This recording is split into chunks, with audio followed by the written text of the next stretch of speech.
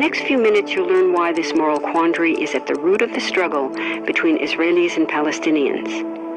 First, there are a couple of things it's helpful to understand.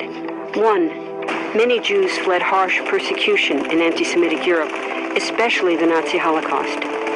Zionists encouraged massive immigration to historic Palestine, at that time a British colony, where Jews had an age-old connection and where small Jewish communities had long existed among larger groups of indigenous peoples. But when the UN offered the Jewish immigrants the majority of the land for a new state called Israel, for the indigenous Palestinians who lived there, it was a massive destruction of life.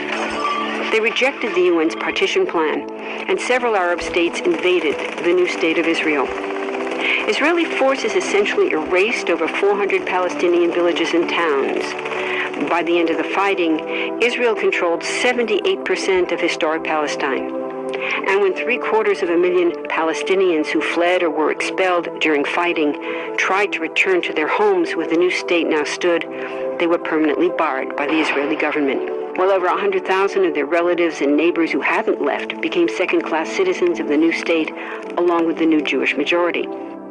Today, Palestinian refugees and their descendants number in the millions. Most are in the Gaza Strip, the West Bank, and Jordan. Many are spread throughout the world, with millions still living in refugee camps, seeking to return to their homeland. To sum up, one group of refugees found a much-needed home, but in the process, a new group of refugees was created. Here's the second thing to understand. Israel was founded as a Jewish state. But now ask yourself, what exactly does that mean? People had lots of ideas about what a Jewish state should look like. Some called for equality for all citizens. But what was created, in practice, was institutional discrimination against non-Jews. In other words, Israel ended up being built on a blueprint of exclusion. The Israeli government wants maximum land and resources for Jews, but not the Palestinians living there. That's why, inside Israel, Jews get special privileges, including rights to land and housing, that are denied to the Palestinian citizens, who make up 20% of Israel's population. That's also part of why Israel has never defined its borders.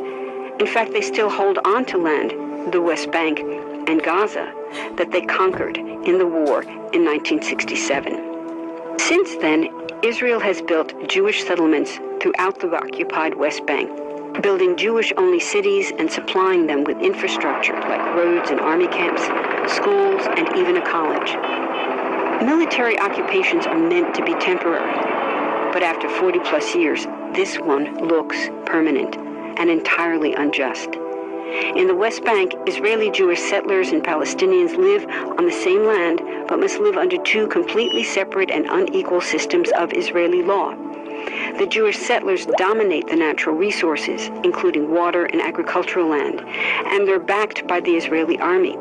To maintain the occupation, Israel has demolished thousands of Palestinian homes and orchards, confiscated Palestinian land, bombed a captive civilian population in Gaza, and punished resistance with raids, arrests, and assassinations, all to gain maximum land, while making life so difficult for Palestinians that they will either leave or be too afraid to resist. Palestinians have fought back. For decades, they tried to achieve national liberation through armed struggle. Some groups still do. But the majority now support popular protest instead.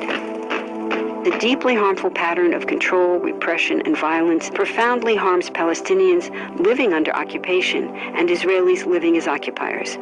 This must be broken to reach a peaceful and secure future for both peoples. Now that you understand the problem, what about the solution?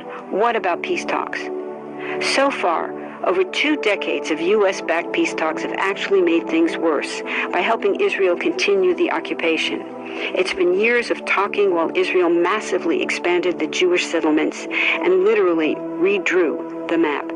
Peace talks are good if they're real, but not when they're theater to cover a land grab. So now what? The current world superpower, the United States, has been a terrible friend, enabling Israel's destructive and self-destructive expansion onto Palestinian land by funding the Israeli military, the biggest recipient of U.S. foreign aid in the world.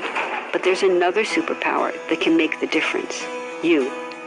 There's a movement with hundreds of thousands of people just like you across the world, including Palestinians and Israelis, protesting, educating, divesting, and boycotting, all to bring nonviolent international pressure on Israel to stop violating human rights